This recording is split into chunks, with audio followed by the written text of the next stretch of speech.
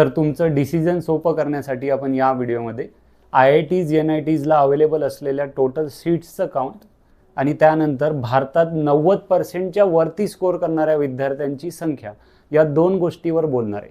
मी या व्हिडिओमध्ये बोलत असताना फक्त 90%च्या वरती स्कोर करणाऱ्या विद्यार्थ्यांचं काउंट घेऊन बोलणार, म्हणजे जेणेकरून तुम्हाला जेईचं प्रिपरेशन करत असताना तुम्ही कोणत्या लेवलला स्टँड करता याचं तुम्हाला थोडासा अंदाजा येऊ शकतो। सो ऑफिशियली ICSEचं जे 2026चं बोर्डचं एक्झाम झालेलं त्यामध्ये 2,58,721 विद्यार्थ्यांनी ती एक्झाम दिली आणि 90%च्या वरती स्कोर करणाऱ्या विद्यार्थ्यांचं काउंट त्यांनी रिलीज केलेलं नाही ऑफिशियली, पण तो अराउंड रफली 30,000 ते 40,000 असेल, आपण त्याला असं कन्सिडर करूयात। CBSEच्या केसला ऑफिशियल डेटा अवेलेबल आहे। 2026मध्ये 90%च्या वरती स्कोर करणारे CBSE बोर्ड्स थ्रू 10वीत 90%च्या वरती स्कोर करणाऱ्या विद्यार्थ्यांचं काउंट आहे 2,21,574। त्यात सुद्धा 95%च्या वरती स्कोर करणाऱ्या विद्यार्थ्यांचं काउंट आहे 55,368। त्यानंतर आपण येऊयात महाराष्ट्र स्टेट बोर्डचं सुद्धा नुकतंच रिझल्ट लागलेला आहे। त्यामध्ये 10वीत 90%च्या वरती स्कोर करणाऱ्या विद्यार्थ्यांची संख्या आहे 12,036। कर्नाटका बोर्डचं 2026च्या रिझल्टनुसार 90%च्या वरती स्कोर करणाऱ्या विद्यार्थ्यांचं काउंट आहे 68,260। गुजरात बोर्डमध्ये 90%च्या वरती स्कोर करणाऱ्या विद्यार्थ्यांचं काउंट आहे 35,508। असे टोटल भारतात 29 डिफरंट स्टेट बोर्ड्स अवेलेबल आहेत। CBSE बोर्ड्स आणि ICSE बोर्ड्सला कन्सिडर करून टोटल आपल्याकडे 31 बोर्ड्स अवेलेबल असतात। या 31 बोर्ड्समध्ये 10वीत 90%च्या वरती स्कोर करणाऱ्या विद्यार्थ्यांची टोटल संख्या ही जवळपास 6 लाखच्या जवळपास आपण कन्सिडर करूयात की ती जाते। डेटाला आपण ॲनालाइज केलं तर तुम्हाला दिसेल की ही संख्या जवळपास एवढी जाणार आहे।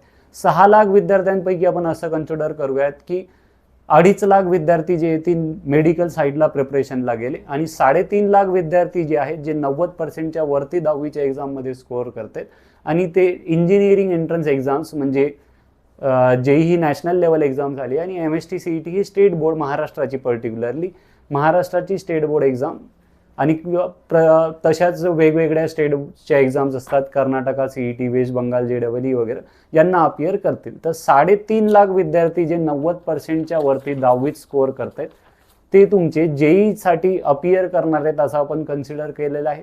त्यामध्ये 95%च्या वरती स्कोअर करणारे प्लस फाउंडेशन म्हणजे 8वी 9वी 10वी पासून JEE सारख्या एक्झामला प्रिपरेशन करणारे स्टुडंटचं काउंट आपण रफली बघूयात की 70 ते 80,000 विद्यार्थी असे असतात जे फाउंडेशन प्लस 95%च्या वरती स्कोअर करणारे भारतातले विद्यार्थी आहेत।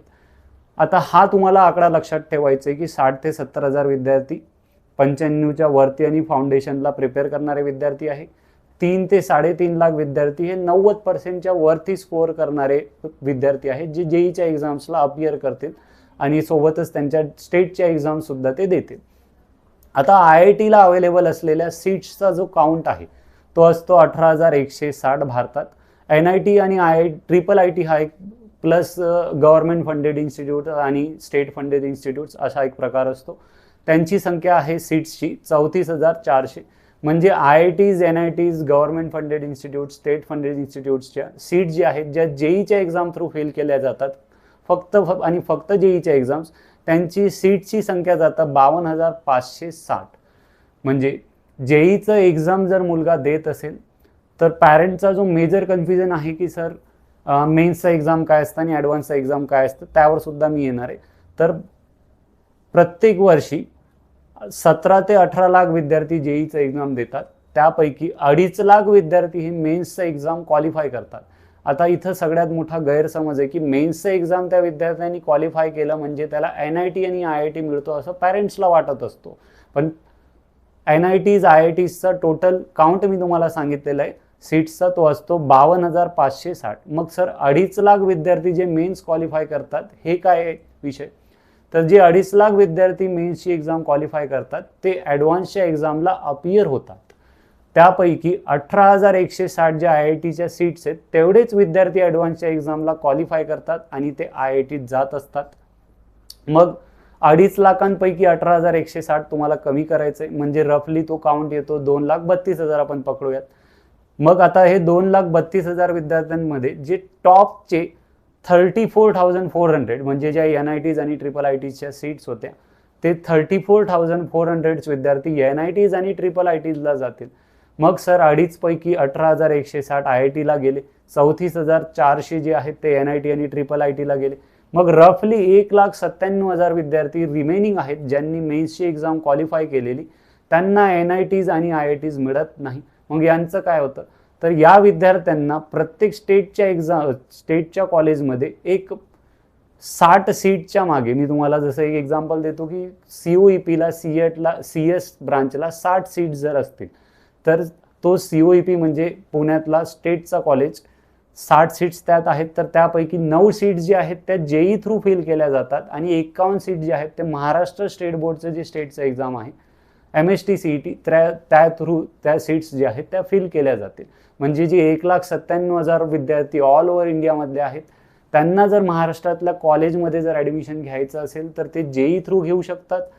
आणि जे महाराष्ट्रातले विद्यार्थी आहेत ते 51 सीट्ससाठी फक्त महाराष्ट्रातला डोमासाईल असलेला विद्यार्थी जो आहे तोच इलिजिबल असतो. तर JEE थ्रू महाराष्ट्रातल्या टॉपच्या कॉलेजला जाणे, जर तुम्हाला IIT NIT मिळत नसेल तर मग तुमचा सेकंड प्रेफरन्स असेल की महाराष्ट्रातल्या टॉपच्या कॉलेजला तुम्हाला जर जायचं असेल तर तिथं 2 वेज मी तुम्हाला सांगितल्या. एक तर तुम्ही JEE थ्रू जाऊ शकता, तर 60 पैकी 9 सीट जे आहेत त्या JEE थ्रू फिल केल्या जातील आणि 51 सीट जे आहेत ते तुमच्या कशा थ्रू फिल केल्या जातील, MST CET थ्रू फिल केल्या जातील असं आपण त्याला कन्सिडर करूयात. मग प्रश्न उभा होतो की कोणत्या विद्यार्थ्यांनी सर JEE मेन्स आणि ॲडव्हान्ससाठी प्रिपेअर करावं, कोणत्या विद्यार्थ्यांनी JEE MST CET आणि बोर्ड्ससाठी प्रिपेअर करावं आणि कोणत्या विद्यार्थ्यांनी MST CET आणि बोर्ड्सवर फक्त कॉन्सन्ट्रेटिव्हली अभ्यास करावा. तर माझा जो 13 वर्षाचा अनुभव आहे त्या 13 वर्षाला अनुभव कन्सिडर करून मी तुम्हाला एक गोष्ट सांगतोय की ज्या विद्यार्थ्यांनी 8वी 9वी 10वीत फाउंडेशनचं प्रिपरेशन केलेलं आहे और ज्या विद्यार्थ्यांना 95% वरती त्याच्या रिस्पेक्टिव्ह बोर्ड्सला मार्क्स आहेत त्या विद्यार्थ्यांनी अशा इन्स्टिट्यूटला जॉईन करावं जिथं फक्त 3 तास शिकवलं जातं. मी नाव घेण्याची मला गरज नाही, तुम्हाला अंदाज आहे. त्या 3 तासात ते तुमच्याकडनं JEE बोर्ड CET सगळ्यांचं कंबाईंड प्रिपरेशन करून घेतात. सोबतच तुम्हाला तुमची 7 ते 8 तास रोज अभ्यास करायची तयारी हवी. म्हणजे 3 तास तुम्ही तिथं क्लासला देणार आणि जवळजवळ 7 ते 8 तास तुमची सेल्फ स्टडी करायची तयारी हवी. म्हणजे जवळपास दिवसातले 12 ते 10 तास, 10 ते 12 तास आपण त्याला कन्सिडर करूयात, अभ्यास करण्याची तुमची पूर्ण तयारी हवी. त्याच विद्यार्थ्यांनी फक्त आणि फक्त मेन्स आणि ॲडव्हान्सचं प्रिपरेशन करायला हवं. त्यांनी बॅकअप प्लॅन म्हणून MST CET शेवटी जर फोकस केलं तरी चालून जातं. मग आता जे 92 to 95% कॅटेगरीमध्ये विद्यार्थी येतात, माझ्या मते त्या विद्यार्थ्यांनी अशा इन्स्टिट्यूटला जॉईन करावं जिथं बोर्ड सेपरेट, CET सेपरेट आणि JEE सेपरेट शिकवलं जातं. कारण मी तुम्हाला सांगितलं आहे की IITs NITs मिळून टोटल सीट्स आहेत 55,000, म्हणजे किती मी तुम्हाला सांगितले 52,560 आणि फाउंडेशन प्लस 95% वरती स्कोअर करणाऱ्या विद्यार्थ्यांचं काउंटच 60,000च्या जवळपास जातो. मी असं म्हणत नाही आहे की 90% खालचा विद्यार्थी IIT NITला जाऊ शकत नाही. मी तुमच्यासोबत फॅक्ट्स आणि डेटा शेअर करतोय. जर विद्यार्थ्याची 10 ते 11 तास सेल्फ स्टडी करायची तयारी असेल मग तो कोणत्याही पर्सेंटेजचा विद्यार्थी असो त्यांनी JEEची एक्झामला अपियर करावं. आता आपण येऊयात की कोणत्या विद्यार्थ्यांनी CET आणि JEEचं प्रिपरेशन करायला हवं आणि कोणते इन्स्टिट्यूट त्यांनी जॉईन करायला हवे. तर त्यात मी तुम्हाला सांगितलं की 92 to 95% जे विद्यार्थी आहेत त्यांनी असं इन्स्टिट्यूट जॉईन करायला हवं जिथं बोर्ड CET आणि JEEचं प्रिपरेशन जे आहे ते सेपरेटली घेतलं जातं. जेणेकरून त्याचं JEE जर झालं नाही तर तो CET चांगलं करून स्टेटच्या टॉपच्या कॉलेजला जाऊ शकेल. त्या विद्यार्थ्याची कमीत कमी 5 तास क्लासला जाण्याची तयारी हवी. त्यासोबत 5 ते 6 तास त्याची घरी येऊन अभ्यास करायची तयारी हवी. त्यांनी इक्वली MST CET आणि JEEच्या प्रिपरेशनवर लक्ष द्यावं.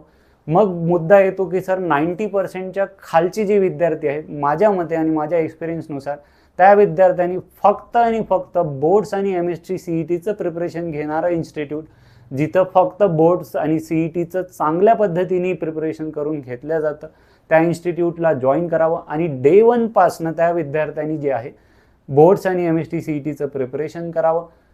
त्या विद्यार्थ्याचं कमीत कमी 4 तास क्लासमध्ये अभ्यासासोबत घरी जे आहे ते 3 ते 4 तास सेल्फ स्टडी हवी. तर जो असं होत असेल तरच तो विद्यार्थी बेटा COEP, PICT, VJTI यासारख्या टॉपच्या कॉलेजला जाऊ शकतो. जर आपण टोटल फिगर्स बघितल्या महाराष्ट्रातल्या टॉपच्या कॉलेजेसच्या, तर या 3000 सीट्सच्या वरती जात नाही. म्हणजे VJTI, COEP, PICT, VIT, Cummins यांच्या सीट्सचा इंटेक्सचा जर तुम्ही काउंट बघितला तर 3000 विद्यार्थ्यांच्या पेक्षा जास्त यांचा इंटेक्सचा काउंट नसतो. महाराष्ट्र स्टेट बोर्डमध्ये 90%च्या वरती स्कोअर करणाऱ्या विद्यार्थ्यांचं काउंट मी तुम्हाला सांगितलं आहे 12036 आहे यावर्षी. ते विद्यार्थी फुल्ली फोकस वेमध्ये जर स्टेट बोर्डच्या एक्झाम्सला MST CET साठी प्रिपेअर करत असतील तर त्यांचं मॅक्झिमम चान्सेस आहे की ते महाराष्ट्रातल्या टॉपच्या कॉलेजेसला जातील. मग आपला मुलगा किंवा आपला विद्यार्थी कुठं स्टँड करतो, त्याला वेळोवेळी अभ्यास कर असं सांगावं लागत असेल तर त्या विद्यार्थ्यांनी नक्कीच फक्त बोर्ड्स आणि CETचा अभ्यास करावा. मोठ्या मोठ्या ॲडव्हर्टाइजमेंट आणि मोठ्या मोठ्या ब्रँडच्या नादात पडून त्यांनी त्याचं स्वतःचं नुकसान घेऊ नये. हा माझा वैयक्तिक ओपिनियन आहे. या व्हिडिओमध्ये मी जे डेटा शेअर केलेला आहे तो मी गुगलवरनं सर्च करून आणि ऑफिशियल डेटा मी तुमच्यासोबत शेअर करतोय. जर तुम्हाला व्हिडिओ आवडला असेल तर नक्कीच तुम्ही तो व्हिडिओ अजून जे पॅरेंट्स आहेत त्यांच्यासोबत शेअर करा आणि मॅक्झिमम विद्यार्थ्यांपर्यंत ही इन्फॉर्मेशन जी आहे तुम्ही ती पोहोचवा, जेणेकरून त्यांना डिसिजन घ्यायला सोपं जाईल आणि मोठ्या मोठ्या ब्रँडच्या ज्या ॲडव्हर्टाइजमेंट आहेत यांच्या जाळ्यात ते अटकणार नाही.